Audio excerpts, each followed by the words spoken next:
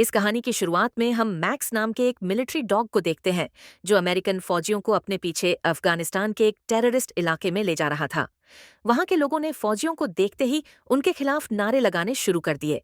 इधर मैक्स कुछ सूंघता हुआ अपने मालिक काइल को एक छोटे से घर में ले जाता है। मैक्स काफी देर तक एक कारपेट को सूंघता रहा। उसने कारपेट के नीचे बनी वो खुफिया जगह ढूंढ निकाली जिसमें गैर कानूनी बंदूकें और हथियार छिपाए गए थे। ये साबित हो गया था कि उस इलाके के लोग आतंकवादियों को हथियार बेचते थे। अपनी ड्यूटी खत्म करके काइल बेस पर पहुंचा और अपने पिता रे और मां से वीडियो कॉल पर बात करने लगा। रे भी एक रिटायर्ड आर्मी ऑफिसर था। काइल के माँ बाप मैक्स को बहुत प्यार करते थे। हालांकि काइल के भाई जस्टिन को कुत्तों में कुछ खास दिलचस्पी नहीं थी। कुछ दिन बाद काइल को उसके सीनियर ऑफिसर्स ने बुलाया। पता चला कि जितनी बंदूकें उन्होंने जब्त की थीं, वह सारी ऑफिस तक नहीं पहुंची। उन्हें शक था कि काइल की टीम में से कोई हथियार चुरा रहा है। काइल ने अपनी टीम से पूछताछ शुरू की तो पता चला कि इस सब के पीछे उसके बेस्ट फ्रेंड टाइलर का हाथ है। लेकिन काइल अपनी दोस्ती खराब नहीं करना चाहता था, इसलिए उसने टाइलर को एक मौका देने का फैसला किया। अगले दिन काइल अपने ग्रुप के साथ अगले मिशन पर जा रहा था। मैक्स ने उन्हें अपने पीछे एक मैदान तक ले आया और बीच में रुक गया। इधर काइल ने टाइलर से कहा कि वह उसके गैर कानूनी हथियार सप्लाई करने के बिजनेस के बारे में सब जानता है। हालांकि माफी मांगने की बजाय टाइलर ने कहा कि काइल अपना मुंह बंद रखे और मिशन पर ध्यान दे। उधर मैक्स आगे बढ़ता जा रहा था। वहां आतंकियों ने माइंस बिछा रखी थीं, जिनके फटने से अचानक धमाके होने लगे। चारों ओर हड़बड़ी मच गई। जब मैक्स को मुसीबत में फंसा दिखा तो काइल तेजी से उसे बचाने भागा। उसने टाइलर को कवर फायर देने के लिए कहा, लेकिन वह धोखा देकर एक पत्थर के पीछे जाकर छुप गया। बदकिस्मती से काइल दुश्मनों से लड़ते हुए शहीद हो गया। इसके बाद सेना के कुछ अफसर काइल के परिवार को उसकी मौत की खबर देने पहुंचे। उसके माँ बाप और भाई जस्टिन को यह सुनकर बहुत गहरा सदमा लगा। काइल को आखिरी अलविदा कहने के लिए पूरा परिवार चर्च पहुंचा। मैक्स को भी वहां लाया गया, जो अपने मालिक को खोकर बेहद दुखी था। वह चुपचाप जाकर काइल के ताबूत के पास बैठा रहा। फ्यूनरल पूरा होने के बाद जब ऑफिसर्स उसे वापस ले जाने लगे तो वह बुरी तरह छटपटाने लगा और उनके साथ चलने से मना कर दिया। वो जस्टिन को पहचान कर उसके पास चला गया।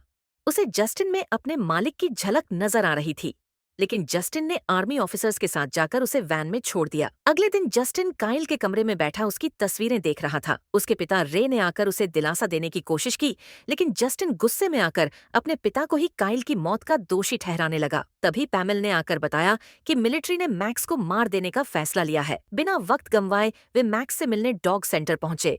उन्हें पता चला कि मैक्स काफी खूंखार होकर आपे से बाहर हो चुका था। काइल की मौत के बाद से वो सदमे में था और किसी भी इंसान के पास आते ही उस पर अटैक कर देता था। लेकिन जैसे ही जस्टिन ने कमरे में कदम रखा, मैक्स शांत होकर जमीन पर बैठ गया। मैक्स उसके ऑर्डर्स मानता था क्योंकि वो काफी हद तक काइल जैसा दिखता था। उसे जस्टिन के साथ खुश देखकर रे ने उसे अडॉप्ट करने का फैसला किया, लेकिन घर पहुंचकर रे ने कहा कि क्योंकि मैक्स एक खूंखार जानवर है, इसलिए उसे घर के अंदर नहीं रख सकते। उन्होंने मैक्स को बाहर गार्डन में बांध दिया। रात के समय मैक्स जोर जोर से भौंकने लगा। उसके शोर की वजह से पूरा परिवार और आस पड़ोस के लोग परेशान हो गए। ना चाहते हुए भी जस्टिन बाहर मैक्स के पास गया। उसे देखते ही मैक्स भौंकना बंद कर दिया। अब वो जस्टिन को वापस जाने ही नहीं दे रहा था, इसलिए जस्टिन उसके पास ठीक वैसे ही लेट गया जैसे काइल लेटा करता था। जस्टिन के सो जाने के बाद मैक्स पूरी रात उसकी रखवाली करता रहा। अगली सुबह जस्टिन अपने दोस्त जूही और उसकी कजिन कार्मेन से मिला। कार्मेन को कुत्ते बहुत अच्छे लगते थे। जस्टिन ने उन्हें बताया कि मैक्स को संभालना उसके लिए बहुत मुश्किल हो रहा है। तब कार्मेन ने कहा कि वो मैक्स की ट्रेनिंग में उसकी मदद कर सकती है।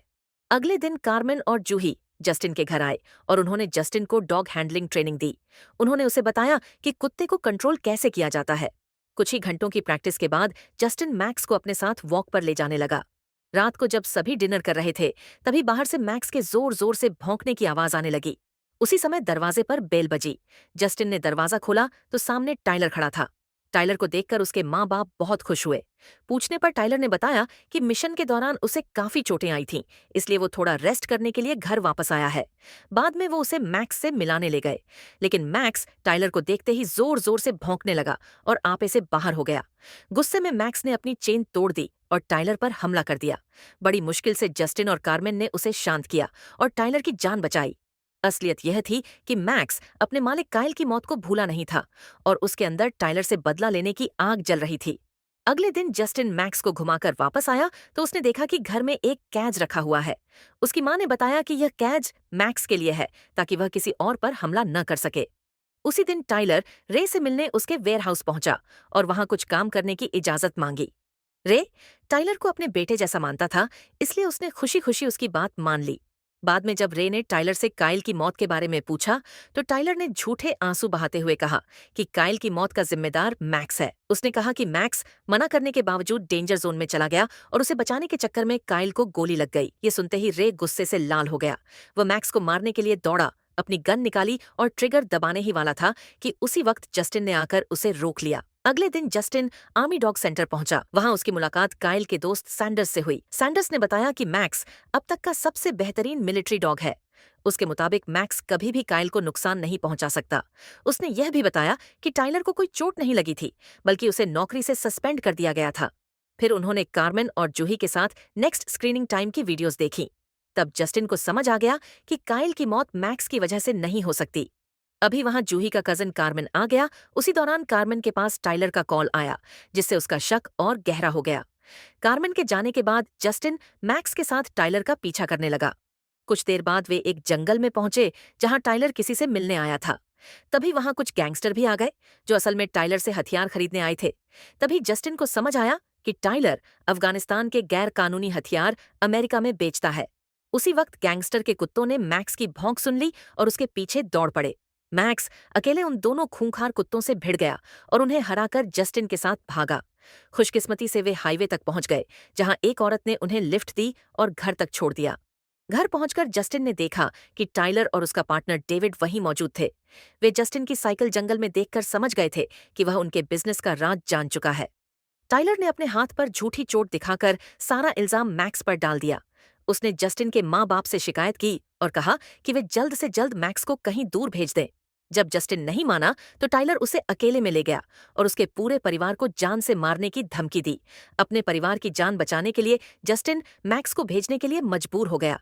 कुछ ही देर में डॉग सेंटर के लोग आकर मैक्स को ले गए। इसके बाद टाइलर काम पर था। जब रे ने उससे पूछा कि बिना उसकी इजाजत के उसने स्टोरेज यूनिट का इस्तेमाल क्यों किया, तो असल में वह स्टोरेज यूनिट गैर कानूनी हथियार रखने के लिए इस्तेमाल होती थी। लेकिन टाइलर ने झूठ बोल दिया कि वह जगह उसका एक दोस्त इस्तेमाल कर रहा है। उधर मैक्स डॉग सेंटर में पूरी तरह कंट्रोल से बाहर हो चुका था। उसने एक सिक्योरिटी गार्ड पर हमला किया और सबको चकमा देकर वहां से भाग निकला। रात को रे जस्टिन से बात करने आया, लेकिन जस्टिन कुछ नहीं बोला। रे समझ गया कि जस्टिन जरूर कुछ छुपा रहा है, लेकिन जस्टिन बहुत डरा हुआ था, इसलिए उसने पूछने पर भी कुछ नहीं बताया। बाद में रे अपनी स्टोरेज यूनिट पर पहुंचा, जहां उसने टाइलर और उसके पार्टनर को ट्रक में बंदूकें रखते हुए रंगे हाथों पकड़ लिया। कुछ करने से पहले ही एमिलियो ने उसे गन पॉइंट पर बंदी बना लिया। उधर एक मैसेज आया कि टाइलर आज रात अपने हंटिंग हाउस में रुकेगा, लेकिन फैमिली के मुताबिक उनका कोई हंटिंग हाउस था ही नहीं।